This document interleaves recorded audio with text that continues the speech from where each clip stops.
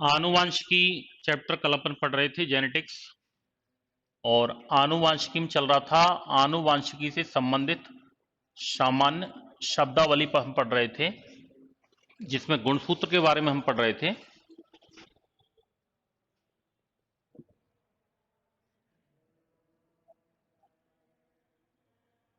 Chromosomes, गुणसूत्र जो होता है जो इस प्रकार से लंबी पतली धागे नुमा संरचना के रूप में होता है। ये गुणसूत्र के जो दोनों सिरे होते हैं ये टीलोमियर कहलाते हैं। क्या कहलाते हैं? टीलोमियर। इन टीलोमियर का जो निर्माण होता है वो एक एंजाइम होता है टीलोमरेज। उस टीलोमरेज एंजाइम के द्वारा इनका निर्माण होता है। गुणसूत्रों को स्पष्ट रूप से देखने के लिए ये प्रश्न आया हुआ है, अधीनस्थ बोर्ड ने लेटेस्ट को एग्जाम हुआ था, उसमें पूछा था कि गुणसूत्रों के अभिरंजन हेतु उनको सैफरेनिन करने के लिए या स्पष्ट रूप से देखने के लिए एक सॉल्यूशन का उपयोग किया जाता है, जिसका नाम क्या है? मिथाइल ब्लू, या इसको कहा जाता है दूसरा इथिडियम ब्रोमाइड। ये केमिकल होता है। इनको जब गुणसूत्रों पर डाल देते हैं तो गुणसूत्र स्पष्ट रूप से धागे नुमा संरचनाओं के रूप में दिखाई देते हैं। तो सैफरेनिन के लिए किसका प्रयोग करते हैं? मिथाइल ब्लू का तथा इथिडियम ब्रोमाइड का प्रयोग किया जाता है। जब गुणसूत्रों पर इनको डाला जाता है तो गुणसूत्रों पर इस प्रकार से कुछ रेखानुमा संरचनाएं दिखाई देती हैं। इन रेखानुमा संरचनाओं को कहा जाता है क्रोमोमियर्स। क्या कहते हैं इनको? क्रोमोमियर्स कहते हैं इनको। इस प्रकार से रेखानुमा संरचनाएं दिखाई देती हैं।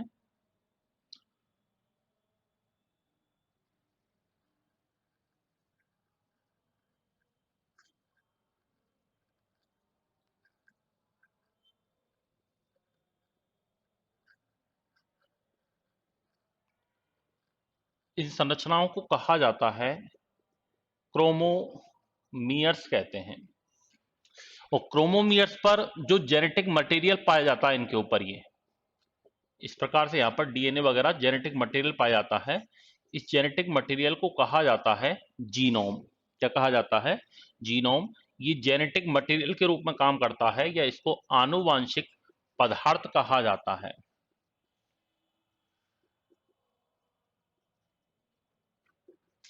गुणसूत्र के चारों ओर एक आवरण पाया जाता है।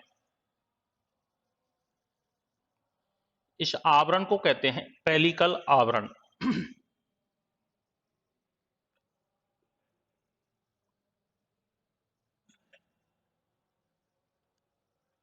और ये पेलिकल मेम्ब्रेन क्या काम करती है? इसकी सुरक्षा का कार्य करती है।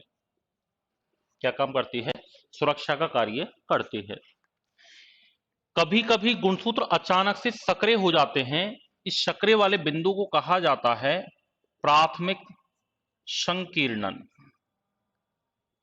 प्राइमरी कंस्ट्रिक्शन कहा जाता है इसको। पहली बार ऐसा होता है तो उसको प्राथमिक कहते हैं। कभी कभी ऐसा दोबारा दूसरी बार भी हो सकता है, तो फिर उसको क्या कहेंगे? द्वितीयक संकीर्णन कहेंगे, सेकेंडरी कंस्ट्रिक्शन कहा जाता है। और जिस बिंदु पर ये प्राथमिक संकीर्णन होता है उसको कहते हैं सेंट्रोमियर। क्या कहते हैं? सेंट्रोमियर, या इसको कहा जाता है गुणसूत्र बिंदु कहते हैं। और सेंट्रोमियर जो होता है ये गुणसूत्र को दो भागों में बांटता है इस प्रकार से, और प्रत्येक भाग को कहा जाता है क्रोमेटिड्स। क्या कहा जाता है? क्रोमेटिड्स, या इनको कहते हैं अर्ध गुणसूत्र। और दो अर्धगुणसूत्र मिलकर के एक गुणसूत्र का निर्माण करते हैं। और अर्धगुणसूत्र कहां से होता है? सेंट्रोमियर पे से टूट जाता है। कुछ गुणसूत्र ऐसे होते हैं जिनमें लास्ट में इस प्रकार से टोपी नुमा संरचना और पाई जाती है, जिसको सेट क्रोमोसोम कहा जाता है। क्या कहा जाता है? सेट क्रोमोसोम, या इनको सैटेलाइट गुणसूत्र या उपग्रह गुणसूत्र के नाम से भी जाना जाता है। हमारे शरीर में सेट क्रोमोसोम की संख्या 5 होती है: 13, 14, 15, 21, 22। 13, 14, 15, 21, 22 नंबर का जो गुणसूत्र होता है वो किस प्रकार का होता है?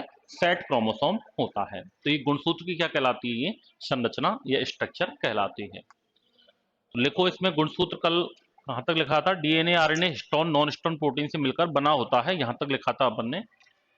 आगे लिखो, गुणसूत्र लंबी पतली धागे नुमा संरचना होती है। गुणसूत्र लंबी पतली धागे नुमा संरचना होती है। लंबी पतली धागे नुमा संरचना होती है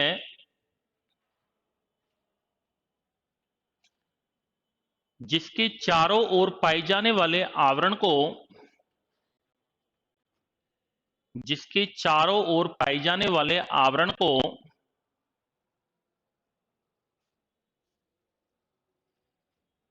पेलिकल आवरण कहते हैं। पेलिकल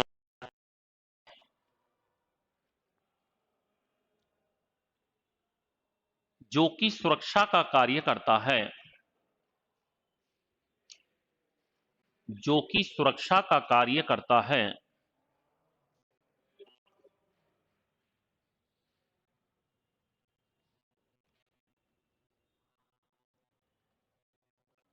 गुणसूत्र के दोनों सिरे गुणसूत्र के दोनों सिरे एंड दोनों सिरे टीलोमियर कहलाते हैं। टीलोमियर कहलाते हैं जिनका निर्माण जिनका निर्माण टीलोमरेज एंजाइम द्वारा होता है। टीलोमरेज एंजाइम द्वारा होता है, जिनका निर्माण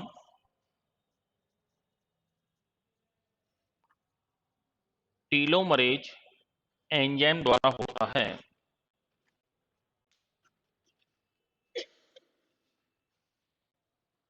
अगला पॉइंट लिखो, गुणसूत्रों के अभिरंजन हेतु या गुणसूत्रों को स्पष्ट देखने हेतु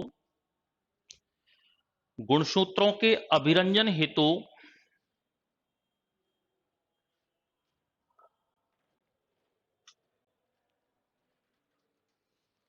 मिथाइल ब्लू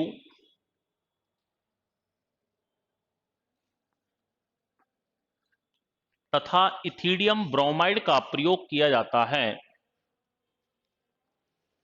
तथा इथिडियम ब्रोमाइड का प्रयोग किया जाता है।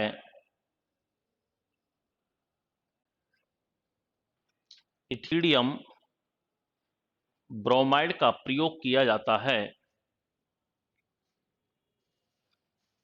जिसके दौरान गुणसूत्र पर क्रोमोसोम पर स्पष्ट रेखानुमा संरचनाएं दिखाई देती हैं।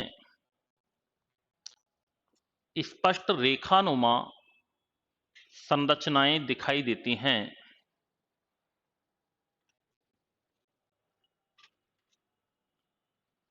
जिन्हें क्रोमोमियर्स कहते हैं। जिन्हें क्रोमोमियर्स कहते हैं।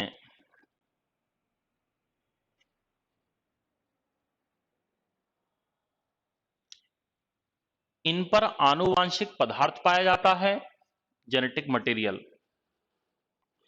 इन पर आनुवांशिक पदार्थ पाया जाता है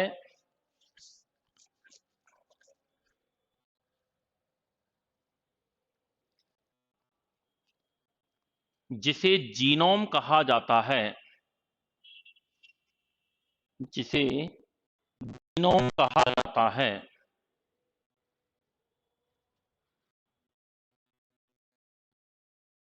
जीनोम है।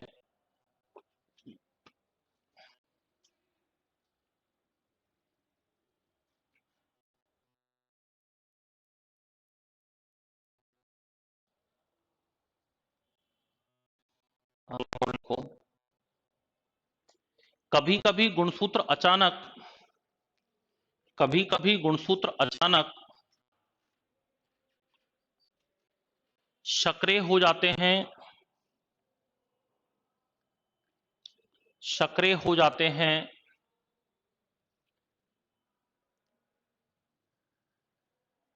जिसे प्राथमिक संकीर्णन प्राइमरी कंस्ट्रिक्शन, जिसे प्राथमिक संकीर्णन कहते हैं, प्राइमरी कंस्ट्रिक्शन, जिसे प्राथमिक संकीर्णन कहते हैं। और यदि ऐसा पुनः होता है, और यदि ऐसा पुनः होता है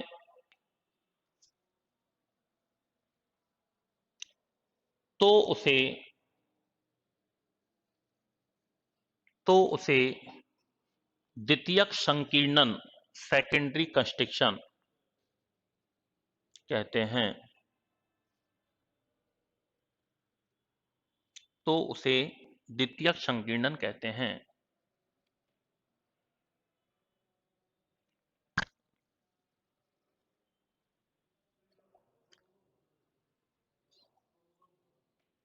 हाफ नहीं, हाँ, जो सेंट्रोमियर के उधर वाला हाफ होगा, कंप्लीट को अपन एक बोलेंगे। जिस बिंदु पर यह होता है, जिस बिंदु पर संकीर्णन होता है, जिस बिंदु पर संकीर्णन होता है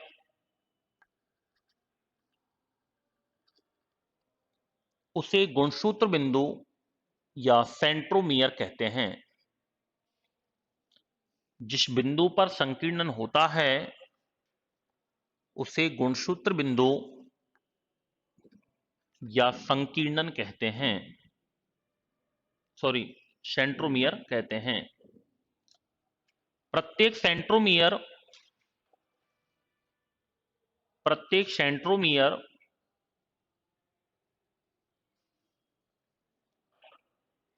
गुणसूत्र को दो भागों में बांटता है।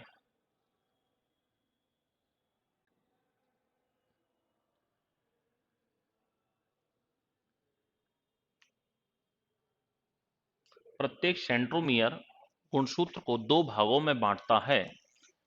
प्रत्येक भाग को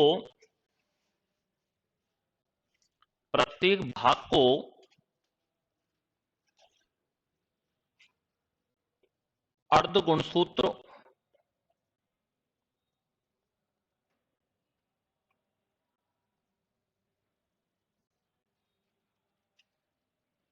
या क्रोमेटिड्स कहा जाता है।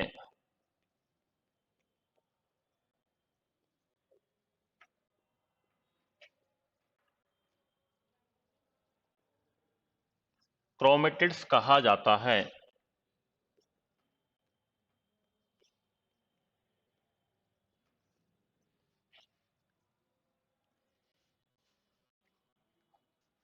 नेक्स्ट पॉइंट लिखना। कभी कभी गुणसूत्र के अंतिम सिरे पर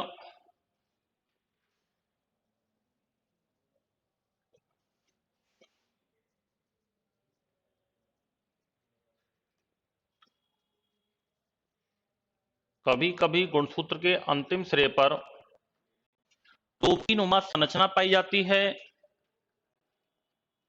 टोपीनुमा संरचना पाई जाती है।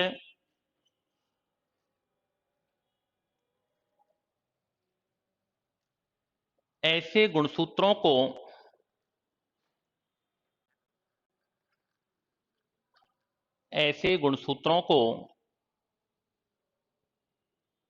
सेट क्रोमोसोम कहते हैं।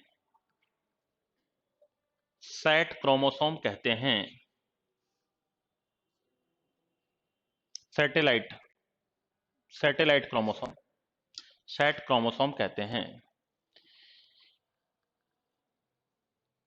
इनकी संख्या हमारे शरीर में 5 होती है। इनकी संख्या हमारे शरीर में 5 होती है।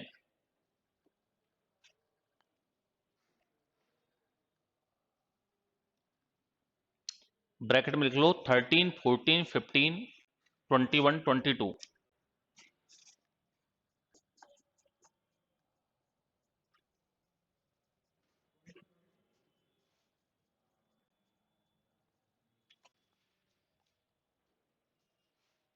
नीचे लिखो, सेंट्रोमियर की संख्या के आधार पर, सेंट्रोमियर की संख्या के आधार पर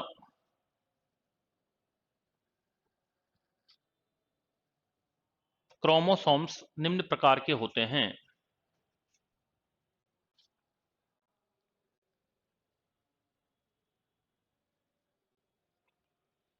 जब किसी क्रोमोसोम में एक सेंट्रोमियर प्रेजेंट होता है तो उसको मोनोसेंट्रिक कहते हैं, दो सेंट्रोमियर होते हैं तो उसको डाइसेंट्रिक कहते हैं, तीन सेंट्रोमियर होते हैं तो उसको ट्राइसेंट्रिक कहते हैं, और सेंट्रोमियर नहीं होता है तो उसको एसेंट्रिक कहा जाता है। चारों नोट कर लो नीचे।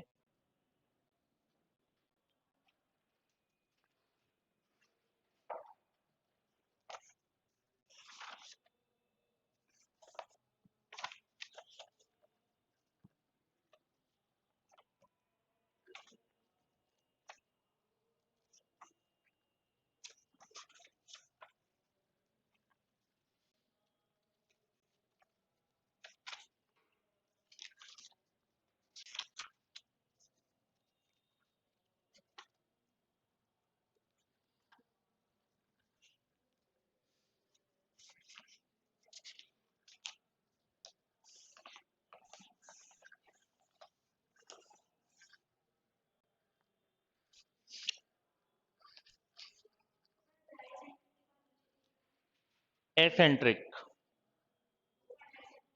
ट्राई,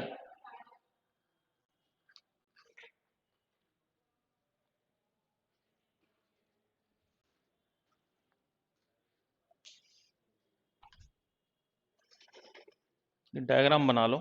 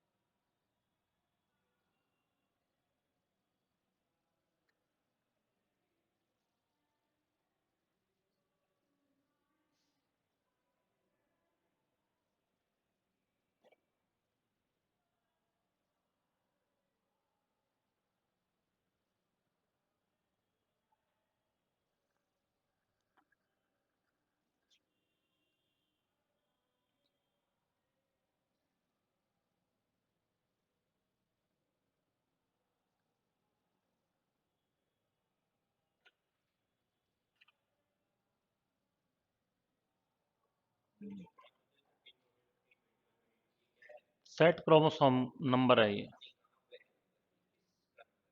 क्रोमोसोम का अपने 22 होते हैं ना, कौन सो 22 जोड़े, 44, उनमें से 13, 14, 15, 21, 22 सिंगल नंबर है ये। मालिए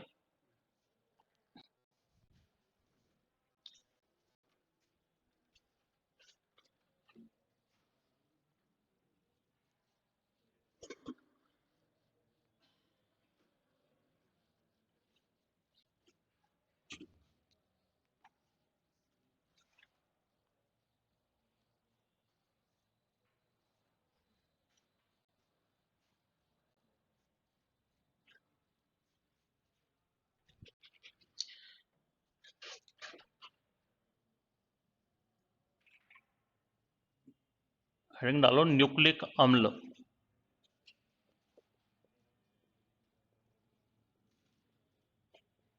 nucleic acid.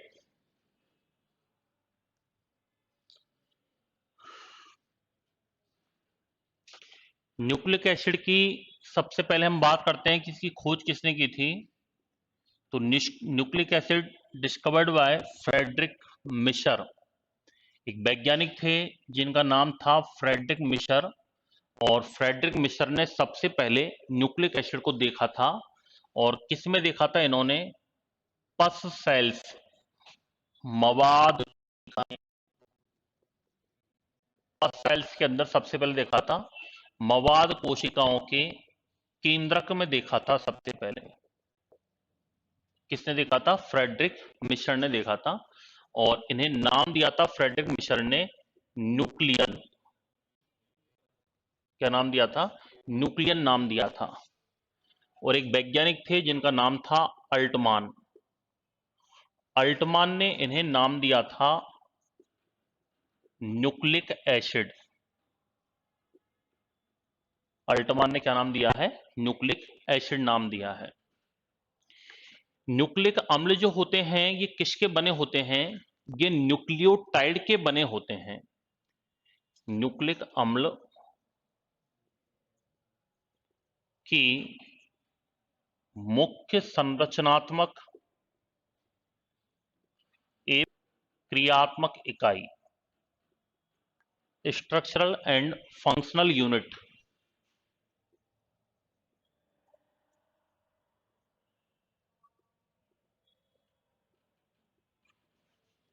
Of nucleic acid, ये कहलाती है न्यूक्लियोटाइड। क्या कहलाती है?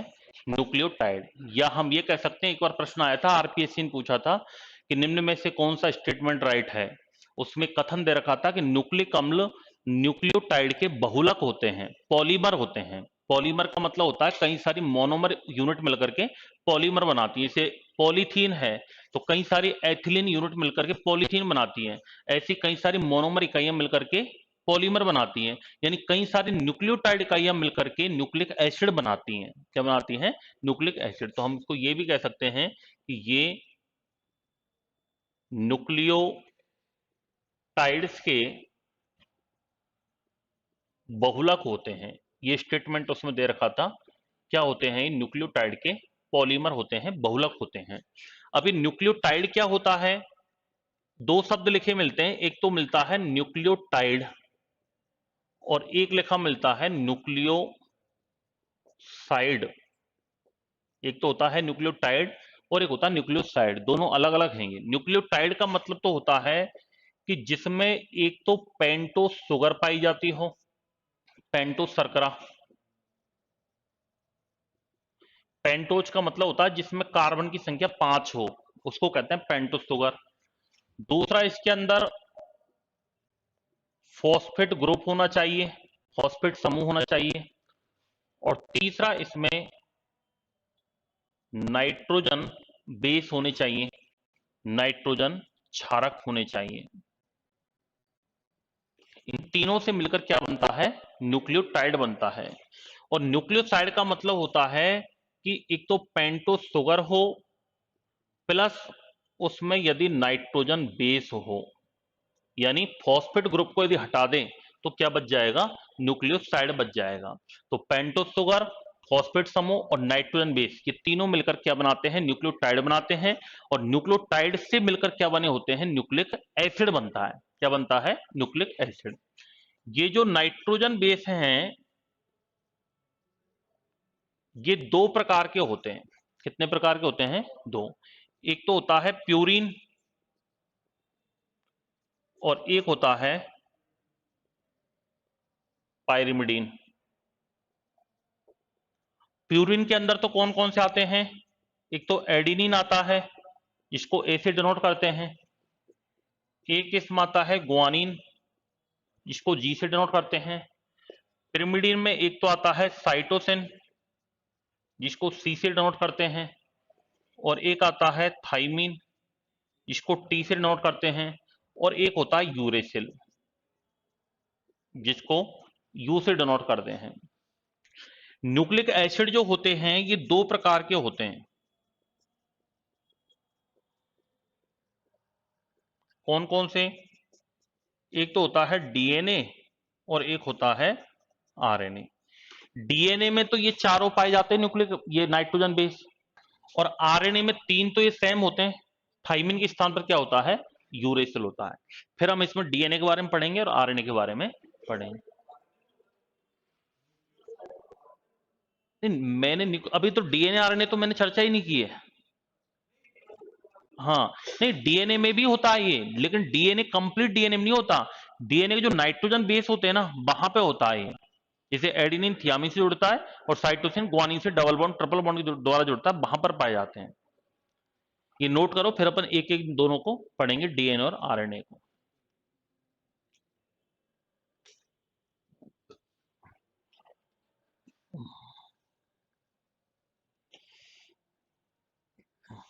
ये अपनी साइंस की बुक है, हिंदी मीडियम में है। आप इसको एग्जाम, अभी आपको कोई पता नहीं है, एक बार अपना सारथी जरूर बना लें किसी भी एक बुक का। यदि एनसीईआरटी है तो एनसीईआरटी पढ़ लो, नहीं है तो मैंने एनसीईआरटी का ही निचोड़ दिया है इस बुक के अंदर। अच्छी बुक है, कंप्लीट मैटर आपको मिल जाएगा इसके अंदर, अगर वो चाहिए हाँ हाँ, मेरी ये, ठीक है, हिंदी मीडियम में है, इंग्लिश की इसमें टर्म्स वगैरह दे रखी हैं। और प्रॉपर तरीके से पूरा सिलेबस मिल जाएगा आपको, पूरा जनरल साइंस का। ये पारिक पब्लिकेशन से आती है। तो साथ में एक एक बुक हर सब्जेक्ट की होना बहुत जरूरी है।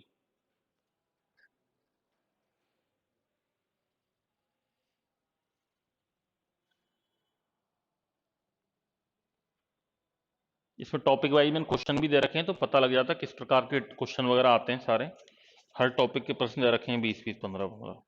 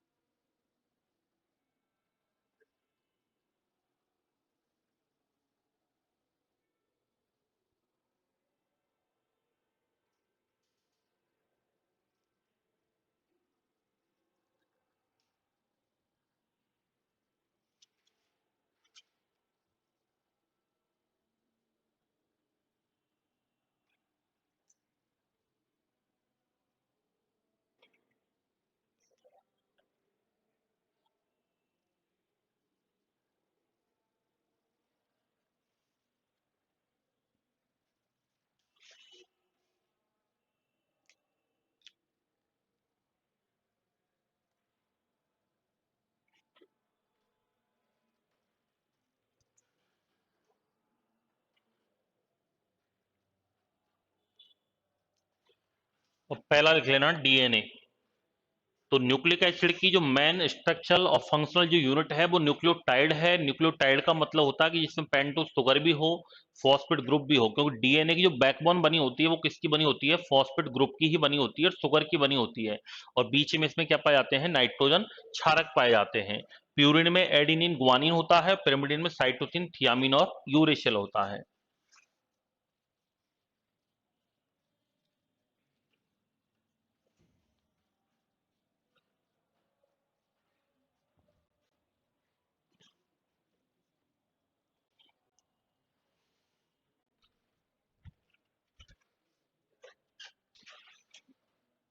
पहला लिखना डीएनए। डीएनए का पूरा नाम होता है D oxy ribo nucleic acid. DNA की प्रकृति के बारे में बात करें कि इसकी नेचर कैसी होती है, तो डीएनए का नेचर होता है एसिडिक, अम्लीय। डीएनए का नेचर कैसा होता है? एसिडिक होता है, अम्लीय होता है। डीएनए की संरचना के बारे में बात करें तो डीएनए की जो स्ट्रक्चर होती है वो होती है डबल स्ट्रैंडेड, या हम कह सकते हैं इसको द्विरज्जुकीय होती है। यानी इसमें डबल स्ट्रैंड पाए जाते हैं, दो पॉलीन्यूक्लियोटाइड श्रृंखलाएं होती हैं।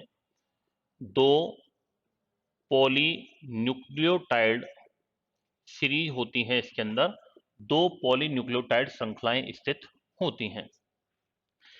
डबल हेलिक्स जो मॉडल है इसको कहा जाता है डबल हेलिक्स मॉडल कहते हैं। और डबल हेलिक्स मॉडल किसने दिया था? वाटसन व क्रिक ने दिया था। बाद में लिख लेना, पहले इधर समझ लो। वाटसन व क्रिक ने दिया था, एक वैज्ञानिक थे वाटसन व क्रिक। इन्होंने ये डबल हेलिक्स मॉडल इसका दिया था, इसलिए इसको वाटसन व क्रिक मॉडल के नाम से भी जाना जाता है। वाटसन व क्रिक मॉडल के नाम से भी इसको जाना जाता है। ये 1953 में दिया था। कब दिया था? 1953 में। और 1962 में इन्हें इस खोज के लिए नोबेल पुरस्कार से सम्मानित किया गया था। अभी आपका जो बोर्ड जो आपका एग्जाम लेगा उसी ने दोनों प्रश्न पूछे हैं, एक ही पेपर में आए हुए प्रश्न हैं ये। 1962 में इन्हें नोबेल पुरस्कार से सम्मानित किया गया था। किस किस को किया था? वाटसन व क्रिक को। यदि प्रश्न आए कि डीएनए की संरचना का विस्तृत अध्ययन किसने किया, तो आंसर होगा फ्रैंकलिन तथा विल्किंस। और डीएनए का डबल हेलिक्स मॉडल किसने दिया था, तो आंसर होगा वाटसन व क्रिक। सामान्यतः डीएनए की संरचना डबल स्टैंडर्ड होती है, लेकिन इसका अपवाद भी आपको याद रखना है, एक्सेप्शन भी आपको याद रखने हैं। यानी कुछ जीव इस दुनिया में ऐसे भी हैं जिनका डीएनए सिंगल स्टैंडर्ड होता है, जिनमें डीएनए एकल रज्जु के पाया जाता है। जैसे नाम है उनके G4, H13, M13, 5x174 bacteriophage कहते हैं इनको, या इनको जीवाणुभोजी कहा जाता है। जो वायरस वगैरह को खा जाए उसको क्या कहा जाता है? बैक्टीरियोफेज कहते हैं। G4 ये नाम है, G4, H13, M13, 5x174 bacteriophage. इनके अंदर याद रखना सिंगल स्ट्रैंडेड डीएनए पाया जाता है। इनमें क्या पाया जाता है? सिंगल स्टैंडर्ड डीएनए होता है। बाकी सभी में लगभग नॉर्मली अपन बात करें तो डबल स्टैंडर्ड होता है, द्विरज्जुकीय होता है। डीएनए की संरचना का, स्ट्रक्चर का जो विस्तृत अध्ययन किया था वो किया है फ्रैंकलिन तथा विल्किंस ने किया है। ये भी प्रश्न एक बार आरपीएससी ने पूछा हुआ है। किसने किया है? फ्रैंकलिन तथा विल्किंस ने। इन्होंने एक मेथड के द्वारा किया था जिसको कहा जाता है एक्सरे डिफ्रैक्शन मेथड।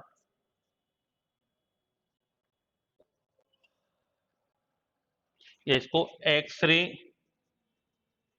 विवर्तन विधि कहते हैं। इसको क्या कहते हैं? एक्सरे विवर्तन विधि इसको कहा जाता है। तो विस्तृत अध्ययन किसने किया था? फ्रैंकलिन विल्किंस ने। डबल हेलिक्स मॉडल किसने दिया है? वाटसन व क्रिक ने 1953 में, 1953 में दिया और 1962 में इनको नोबेल प्राइज मिला है। संरचना डबल स्टैंडर्ड होती है, प्रकृति कैसी होती है? एसिडिक होती है और डीऑक्सीराइबोन्यूक्लिक एसिड इनका पूरा नाम होता है। शुगर की बात करें कि इसमें शर्करा कौन सी पाई जाती है, तो शुगर पाई जाती है इसमें डी